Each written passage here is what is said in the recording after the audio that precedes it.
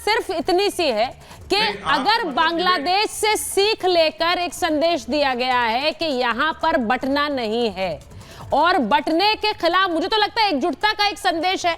और अगर एकजुटता का संदेश नहीं है, वरुण जी कह रहे हैं कि ये बयान इन्हें देने की जरूरत क्यों पड़ी, क्योंकि अभी तक वो यूपी को भूल नहीं पाए हैं जो हार मिली है आप लोगों को, तो ऐसे बयान दे रहे हैं।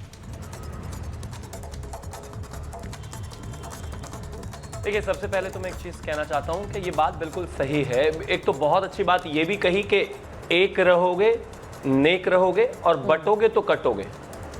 एक रह के दंगा करने के लिए नहीं बोला है, तो हम तो एक भी रहेंगे, नेक भी रहेंगे, लेकिन ये सच्चाई है कि बटेंगे तो कटेंगे। इसमें कहीं कोई शक है क्या? किसी को अगर इसमें थोड़ी सी भी गलती नजर आती है तो आप अंदाजा लगाकर देख लीजिए। जातियों में बटकर अगर किसी को फायदा होता है तो वो मुलायम सिंह यादव के बेटे अखिलेश यादव को होता है। वो सरकार में होते हैं तो दंगे होते हैं। जातियों में बटकर अगर किसी को फायदा होता है तो वो लालू प्रसाद यादव के बेटे तेजस्वी यादव को होता है। वो सरकारों में होते हैं तो भूराबाल साहब करो का नारा देते हैं। ये तो रियलिटी है।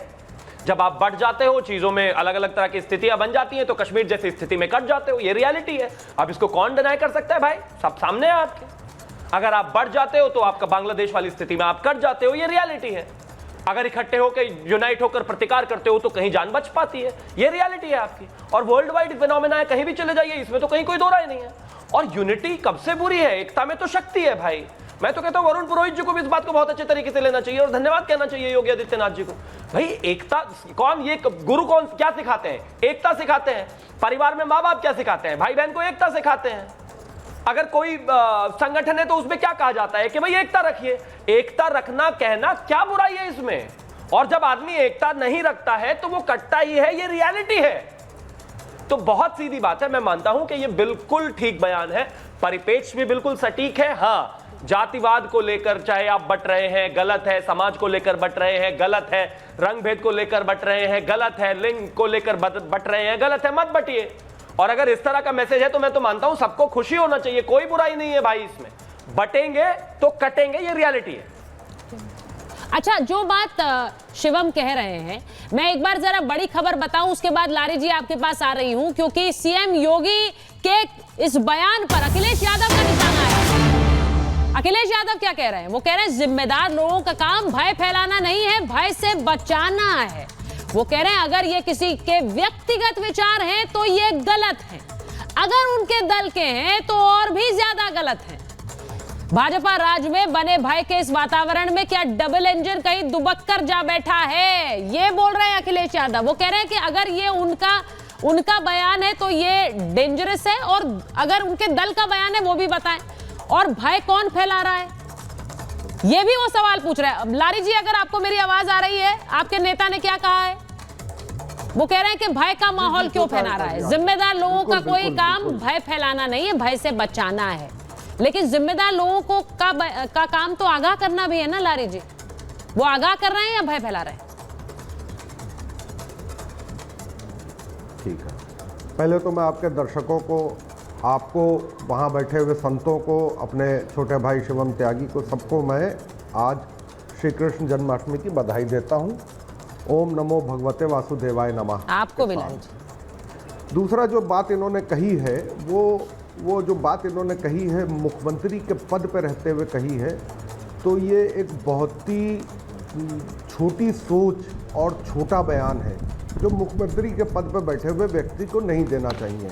लेकिन ये तैयारी कर रहे हैं अपने इलेक्शन की, ख़ास तौर से अपने सीट बचाने की। ये 10 सीटों पे जो चुनाव होने वाले हैं, री इलेक्शंस होने वाले हैं, उन पे इनको ज़्यादा से ज़्यादा सीटें जीतनी हैं। तो उसकी सारी तैयारी है, और उसके लिए इनको येन केन प्रकरण जो भी भाषण देना पड़े, जिस नीच स्तर पे जाके भाषण देना पड़े, ये उस नीच स्तर पे जाके भाषण देंगे। अपनी भाषा को नीचतम शैली पे ले जाकर भाषण देंगे। नहीं, मुझे लारी जी लारी जी, एक मुख्यमंत्री के बारे में इस तरह की भाषा का इस्तेमाल करना शोभा नहीं देता है आपको। आपने तो बड़े अच्छी शुरुआत की, कृष्ण जन्माष्टमी की शुभकामनाएं सबको दी, लेकिन मुख्यमंत्री के बारे में इस तरह की भाषा का इस्तेमाल करना सही है क्या? मैम, बहुत बढ़िया मुख्यमंत्री हैं मैम, एक बहुत बढ़िया मुख्यमंत्री है। ये बहुत अच्छी भाषा का इस्तेमाल कर रहे हैं। मैं तो उस नहीं, मुझे एक बात बता दीजिए, मैं आपसे सवाल पूछ रही हूँ। अगर उन्होंने मुझे कहा कि भाषा है, एकजुट रहना ये है तो भाषा इसमें आपने गलत आज क्या है? तक गलत क्या है सीधे शिवम त्यागी को बताइए, वो जवाब देंगे। बताइए कि जो उन्होंने बोला कि एकजुट रहना है वरना बांग्लादेश जैसे हाल हो जाएगा, तो उसमें गलत क्या इसको कहा? कहते हैं, इसको कहते हैं पोलराइजेशन। अच्छा, डराओ ठीक और है। डरा कर वोट लो, साम दाम दंड भेद, ये सारा काम करने का कोशिश कर रहे हैं। जो ये नहीं, कोई किसी को जो किसी संवैधानिक पद पर व्यक्ति बैठा हो तो उसको अपनी भाषा को संभाल कर बोलना चाहिए। मैं बोलूं, शिवम भाई बोले और बाकी लोग बोले तो समझ में आता है, लेकिन जिस पद पे बैठकर अगर व्यक्ति बोल रहा है तो उस व्यक्ति के निजी विचार होते हैं, उस पद के निजी विचार नहीं होते हैं। तो पहली बात यह है, आप उनको इस समय मुख्यमंत्री नहीं, बीजेपी के स्टार प्रचारक के रूप में देखिए तो ज़्यादा बेहतर होगा। वो वही काम कर रहे हैं, ये हर समय इलेक्शन मोड में रहते हैं। इनको मोदी जी को हटा के खुद प्रधानमंत्री बनना है, क्योंकि ये 10 अच्छा, ये वाला बयान आपके नेता ने भी दिया।